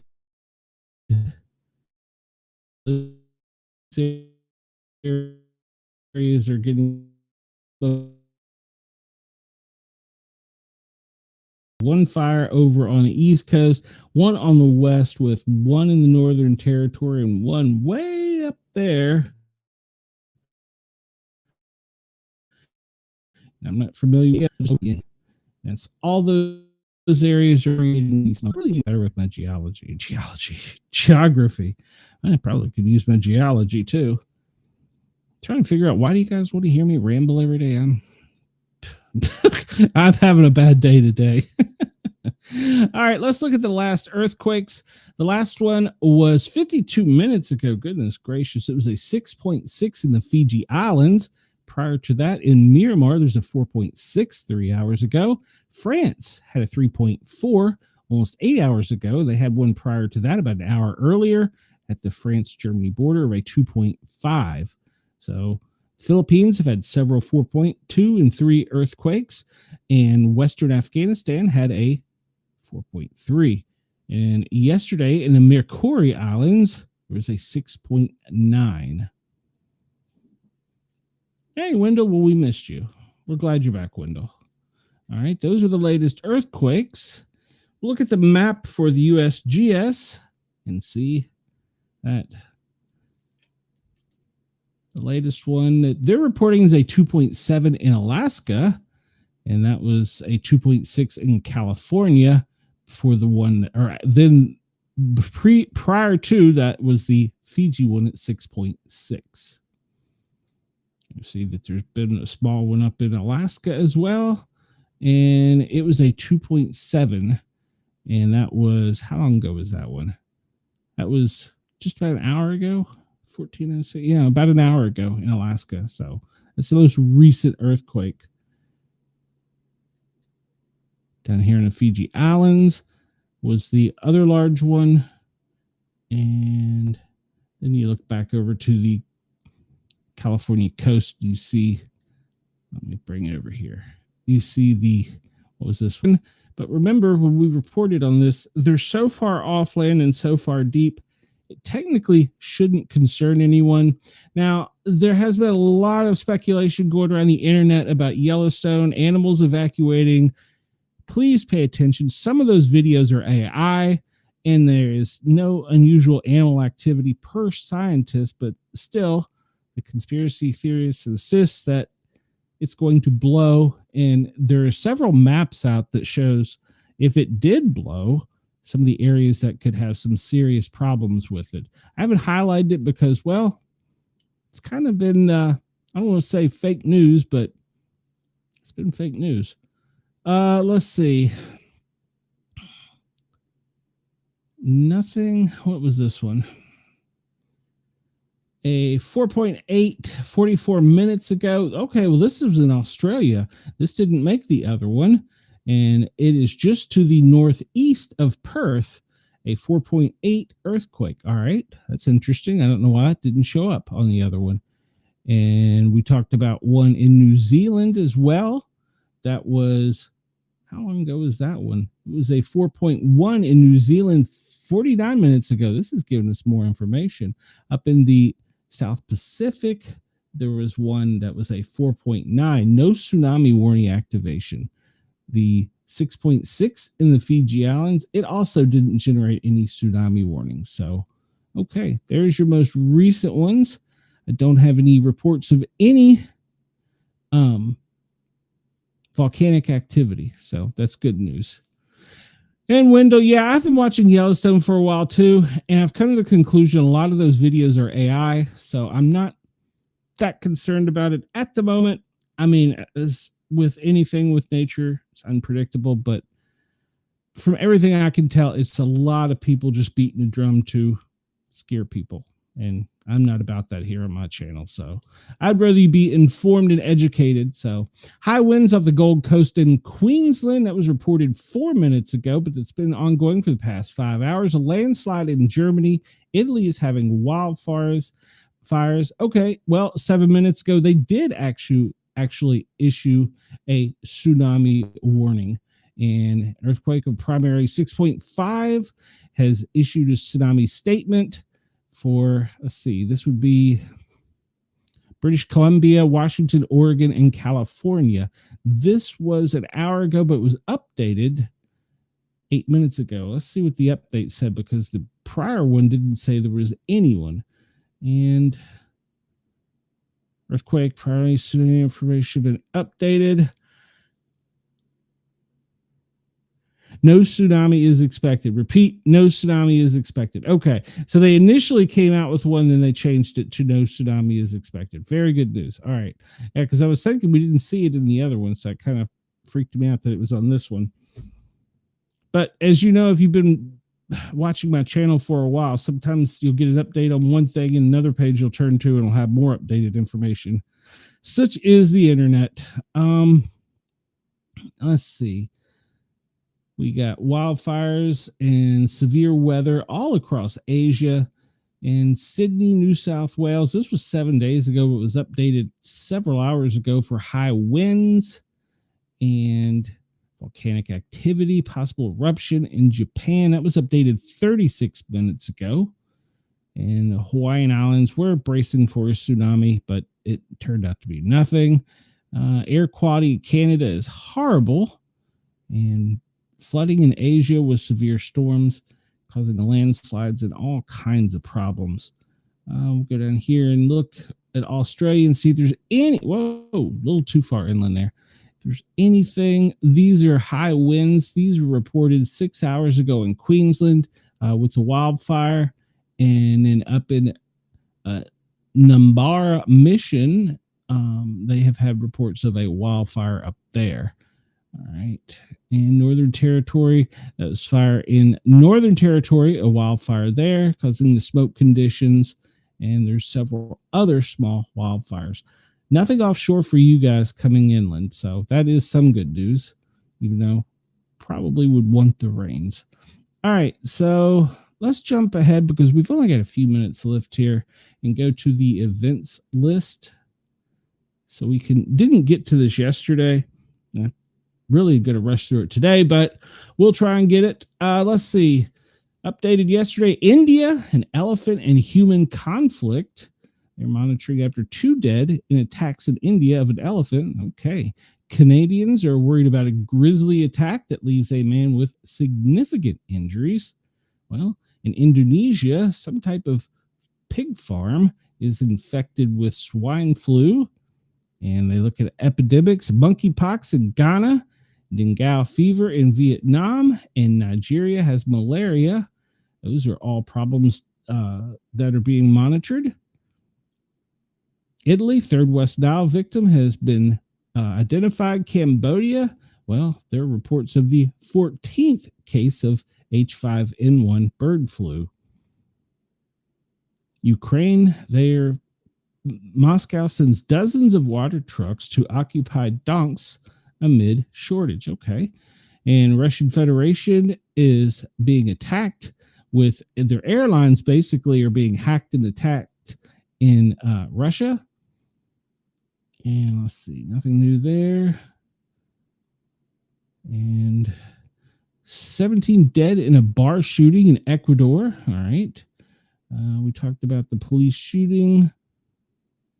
Police search for a suspect of killing a couple hiking with their 2-year-old in an Arkansas park. I haven't seen that headline. Turks and Caicos Islands. Police say 3 were killed, 10 injured in the first mass shooting. All right. And Reno, we talked about the Atlanta mass shooting.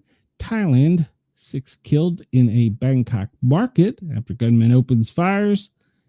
St. Vincent and Grenadines fishing vessel comes under gunfire.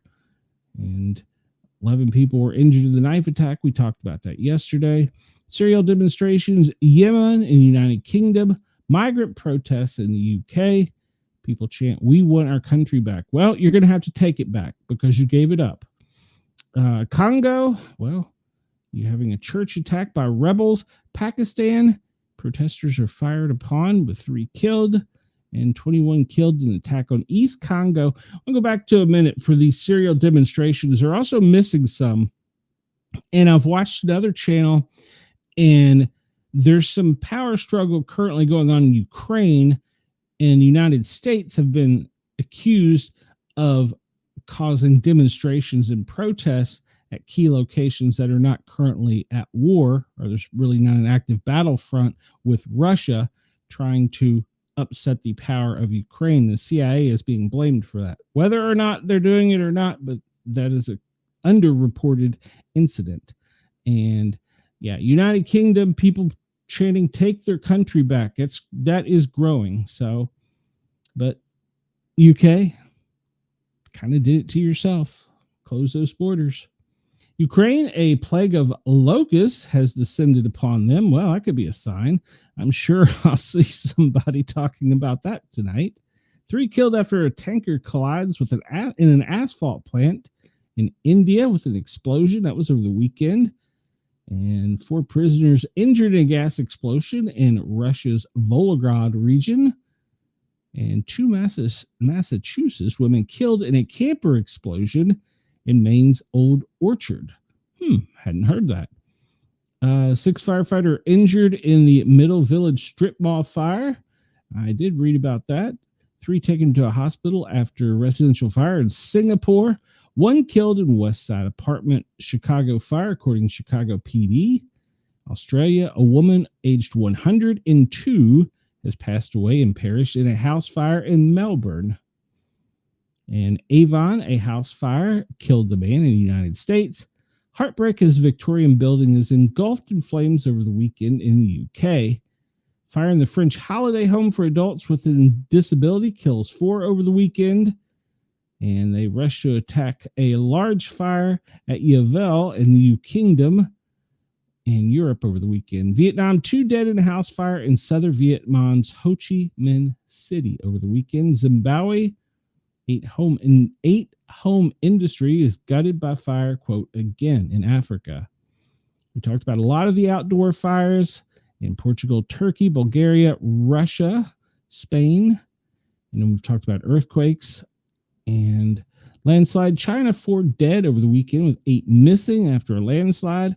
Still monitoring the Spur volcano for there's some activity as long as the Great Sitkin and the Kilauea, but nothing major, but there has been some activity. And we talked about flooding. And let's see, Egypt, power outages hits the Gaza and other governance amid a searing heat wave. And a dollar store roof collapse kills a 68-year-old man in the United States. I haven't seen that headline. And let's see, 2 dead after a stampede in India. Finland, a 3rd teenager has died in a drowning over the weekend. 7 dead, several injured in the stampede in India. And Denver Airport, we talked about the plane landing that had the issue and was on fire. And India had a fire in Canwaris that killed 5 killed, 23 injured in a bus truck collision. Goodness gracious. And another accident off the Ivory Coast has injured or killed at least 16. Peru, 7 killed in a road accident in central Peru. And off the Ivory Coast, those 16 people perished. Estonia, 29 people were injured in an express bus crash. Pickup truck carrying 25 people plunges into a canal, leaving 6 dead in India. 15 killed, dozen injured in a roadway crash on the motorway in Pakistan over the weekend. And in Charlotte, North Carolina, over the weekend, 6 dead, 1 injured on 485. I didn't hear about that one either. Over the weekend, Germany, 3 people killed after a train derailed. And in Pakistan, Jaffar's Express derails due to explosions near Sheikhpur. All right, well, we have run out of time. I'm sitting here babbling. We got most things in today. We didn't get through everything. We didn't get to talk about the officers down, which I want to talk about. We'll get to, and then we will update with the firefighters fatality out of Connecticut over the weekend. But until we meet again, we will look here at Bitdefender and look at it and see, well, what's new? The United States is under attack from Asia. And you can see there in red, it's attacks. Yellow is infections, and little white dots are spam. So you can see the United States is perfectly situated to be hacked in, well, have all kinds of cyber threats. So, all right, well, it's top of the hour, 3 o'clock here on the East Coast, and it's 6 o'clock in Sydney. Brain cramp. And I want to remind everybody that I will be back tomorrow afternoon, same time, same location. I want to thank Yerg's Radio, Dare Media, Radio X for allowing me to tickle your ears. But you can always come over and find us. And I please encourage you to, because I really need the subscribers. We're trying to get monetized. You can search out the Sportcat shows on YouTube, or you can just look at the Para, R, normal, 3 words, guys with a Z. We're kind of unique in our spelling there. And you can check us out. We got plenty of videos. Wednesday nights, we do a paranormal show that can be heard on all these stations you're listening to right now. And then we also have a CBS Big Brother hit reality TV show called The Big Chat, where we discuss season 27. They're in the middle of season 27, week 3. So we talk about that on our show on The Big Chat. Make sure to check those all out. And if you're really bored, you can listen to me on the Thin Line Rock stations Tuesday and Thursday. I'm playing some hits and spinning some records from noon till 3 local Eastern Standard Time. Everybody have a great day, and we will see you soon. I appreciate everybody for tuning in. Please hit that thumbs up button and remember to subscribe. I will see you tomorrow, same time, same bat location. Until then, Sportcat is out of here.